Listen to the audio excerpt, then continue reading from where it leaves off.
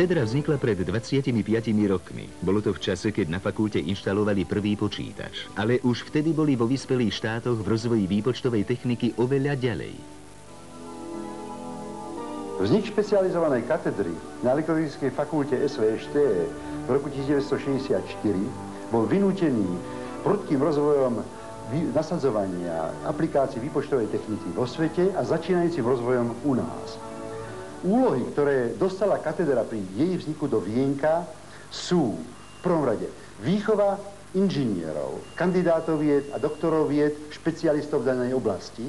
Po druhé, to je rozvinutie výskumu v danej oblasti, ktoré je bezpodmienečne potrebné pre podporu tejto činnosti.